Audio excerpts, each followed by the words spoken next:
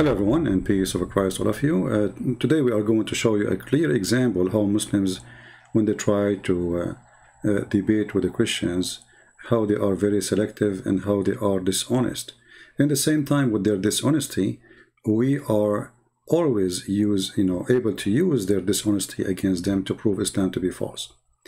One of you sent me this video, and this video speaking supposedly about Jesus, he agree with killing children. So let us hear a little bit. And I will show you how this man, who, all of them, they were not even there to say hello to me. They're a bunch of cowards. And that's why they try to debate, young Christians, 20 years old, 19 years old. So he will say that Jesus, he agreed with killing children. Let us see what he's talking about. We do not believe that he's the best example for mankind. We believe that Christ was. Show me where Christ did anything that Moses done. Show me where Christ did anything that David done. Show me where Christ did anything that Muhammad did. Okay, Christ agrees with killing of unruly children. Where? Matthew 5, 3 and 4. Where? Matthew 5, 3 and 4. No, he doesn't. No, he doesn't. Read it. That's a parable. Read it, it's not a parable. That's a parable, bro. Is that a parable? So we got two Christians here saying a parable. Okay, if I'm a liar, prove me from there. Okay. Remember that they both. Okay, hold on. It's not a parable. No, this is what we are saying, that they debate people who they are not really well versed. They are just young kids. But what about you? You are 60 years old. You idiot, and you don't have a shame to lie. In that verse, when it's speaking about, let us go to the verse first and let us show everybody how those people, they have no dignity. This is Matthew chapter 15. And what the verses here is saying, he said 3 and 5. You can read it from verse number 1. It says here, but he answered and said to them, why do you also transgress the command of God by your tradition? For God commanded, saying, honor your father and your mother, and he cureth father or mother, let him die the death. This is what he is saying. This is about killing children. You are a stupid idiot. Where it says killing children is here. I mean, if it says that, we will say it says that. It's not really a big deal. But why they lie? Saying things is not there. This have nothing to do with killing children. You see, even when the Bible used the word your children, the children who curse their parents, or the children who, as an example, in different chapter in the Bible is speaking about the one who do in Exodus. Let me find it. Exodus 21, I think. The ones who, the children who strike or hit their parents.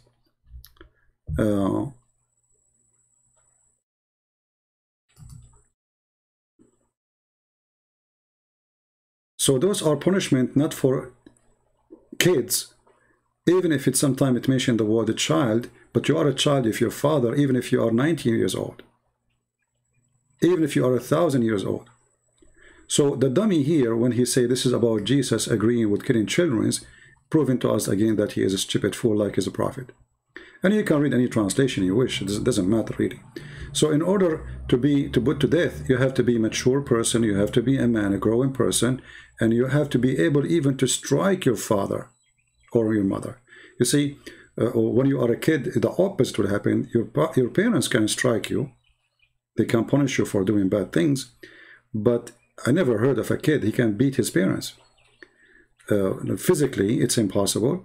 And if you do such a thing, as a kid, there is nowhere in the Bible it says a person who is a little boy, he will be punished for this.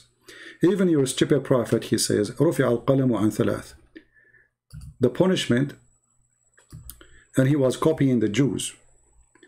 The punishment is lifted up from a tree. Okay, what kind of a tree those three are? The tree is the one who is, crazy, the one who is so young, the one who is maybe, he is not aware of what's happening. So even your city prophet, he agreed that a child, he have no penalty of what he do because he is not aware of doing that. And Muhammad always, he try his best to copy from the Jews and to go with them. And if you go in the whole Torah, you will never see anywhere it's mentioned that somebody was a man and he is in the age under 13. or even 14. Like I think in 14 and up, a person, he will be considered as a growing person, and he understand what is right and what's wrong. But to say in there that Jesus agreed with killing children, this is a child of his parents. Those are not children as kids. In the same time, as long as you mention this, this is a proof to us that the Quran cannot be from God. Why?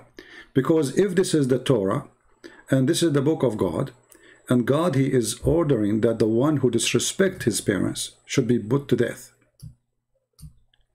And that mentioned in the Bible in many places, which means this is an extreme order of God. There's no way God, he will tolerate such a thing.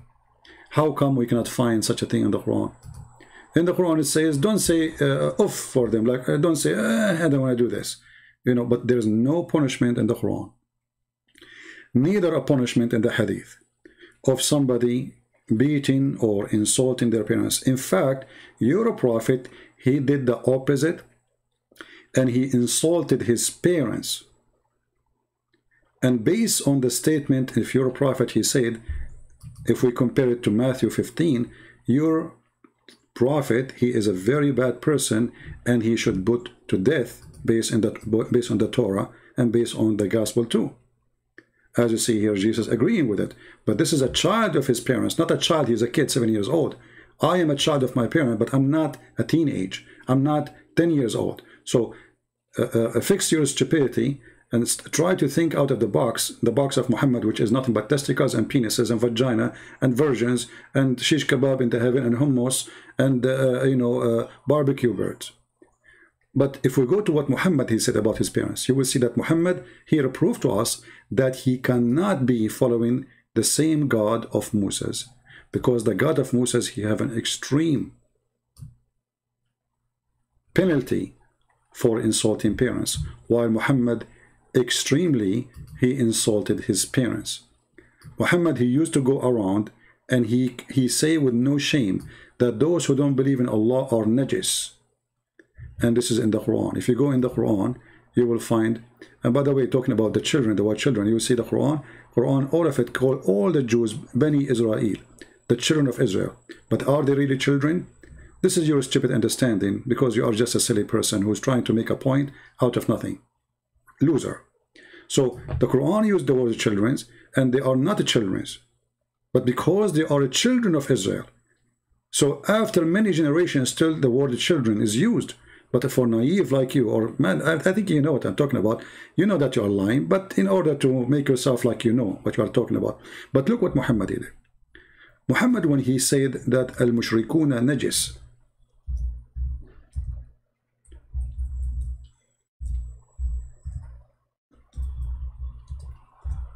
najis, okay, he just called his parents filthy.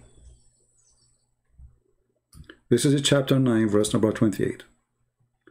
Muhammad, he said, the mushrikeen, the polytheists, the pagan, the idolatrous, etc. And by the way, he is one of them. He is a polytheist, he is a pagan, he kisses black stones, and he bowed down to the 3 daughters of Allah, and he said their intercession is a must. So he is the one, he's talking about himself actually. And then those who don't believe in Allah, etc., they are najis. Najis mean filthy, nothing can wash them. And those are the parents of Muhammad. This is why Muhammad, he says, my father and your father are going to go to hell. Why? Because Muhammad keeps saying that his father and his mother are filthy najis. Muhammad is born out of a najis woman. Muhammad is born out of a sperm of a filthy man. Muhammad saying that, not me. وَإِنَّمَا الْمُشْرِكُونَ نَجِسٌ.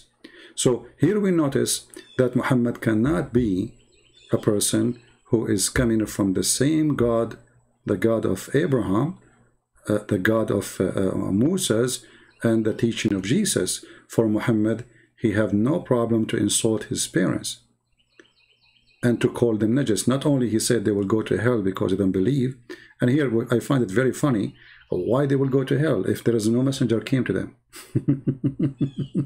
Isn't it the Quran says, I will not send anyone unless I send you a warner first? Who is the warner to them? If the Muhammad and they say Abraham was there, we will laugh, because the Quran says clearly that Muhammad is the first warner, and no warner come before him to Mecca.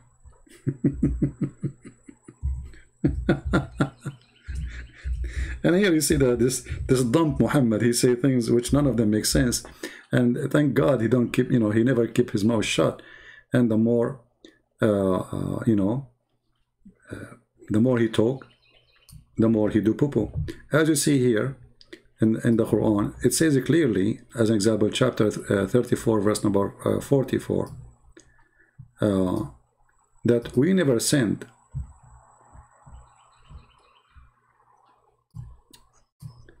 we never gave them a book, and we never sent them before you any warner. And then the silly Muhammad, he says that Abraham was there, Ishmael was there, I mean everybody was there. And then we find that Muhammad saying he is the first warner ever who came to the Arabian Peninsula. He is the first warner who have a book, and they never have a book. Remember, Abraham have a book. According to the Quran, Abraham have a book. According to the stupid Quran, Abraham have a book. If you go in the Quran, you will say it says Suhafu Ibrahima or Suhafu Musa. So how you say Abraham was there and Abraham have books, and then we find that no warner came to them and no books was given to them. Chapter 87, verse number 19. This is why those kids, they try to debate only kids, because they can look shiny in the front of kids, but in the front of us, we will clean their shine with our shoes. We will make them more shiny, but with our shoes. The scriptures of Abraham and the scriptures of Moses. And by the way, translation of scriptures is not really correct, because it's a suhaf, which means it's written on a tablet, like the tablet of Moses. So here you notice how Muhammad, he get himself busted. In one hand, he claimed that he is a person who belonged to Ishmael, and Ishmael, he was in Mecca, and Ishmael was a messenger and was a prophet, and Abraham was there. And then he says in the Quran, no messenger before me came to them, and Allah told him that. In the same time, the Quran says clearly that Allah will not punish anyone unless he send a warner. So why the father of Muhammad and the mother of Muhammad, they will go to hell? What is the name of the messenger came to them? If you say Ibrahim, we just prove to you from this verse that Ibrahim was not there, and this was a fraud in the Quran. Because if Ibrahim was there, they have a warner before you. Not only Ibrahim, they have even the son of Abraham, supposedly Ishmael. So obviously, this is a stupid lie made by Muhammad, and this person, he keep contradicting himself. At the same time, I don't want to forget that when a Muslim speak about killing children, when the Quran, as an example, talk about Al-Khadr killing a little boy, and we made a video about it not long time ago, where he saw a little child, and this child, Allah, he made him kafir in order to slaughter him. A Muslim, he in the comment section, he said, Allah, he made this child a kafir, so Al-Khadr can teach Moses. It's like he's saying that Allah, he made this child a kafir, so Al-Khadr will slaughter him. It's like laboratory, you go to school, and then they have a frog, and they cut the frog for you to show you where his heart, where is his belly, where is his stomach, where is his etc. So the stupid thing about the answer is they are saying to us that Allah, he respect no life of a human being, and he create people just for fun, and he order killing them just to teach somebody something. So here the hadith of Muhammad saying, and as you see, this is sahih, Allah, he created this little boy. From the second, he created him to be a disbeliever. But the verse in the Quran say clearly that this person did never commit sin yet. That's why Moses, he said to Al-Khadr, you are killing someone who is innocent. He did not do anything yet. And even verse number 80 says, when Al-Khadr, he answered, he says, for this boy, his parents were believers, and we feared he would oppress, he would in the future. Here you see that Islam is not only stupid, Islam is anti-justice, Islam is madness, there's a God who will make you disbeliever, and then he will send a Muslim to kill you because you are disbeliever. But it is him who made you disbeliever. And not only he will kill you when you disbelieve, he will kill you before you disbelieve. Which means before you commit your crime, if disbelieving is a crime.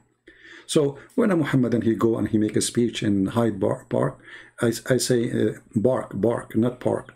You are barking, my friend, and we are laughing at you. And in the same time, I have a question for you now, as long as you mentioned this. Where is the penalty of disrespecting parents in the Quran? Aren't you the one who talk about Muhammad that he followed the law of Moses? This is the law of Moses.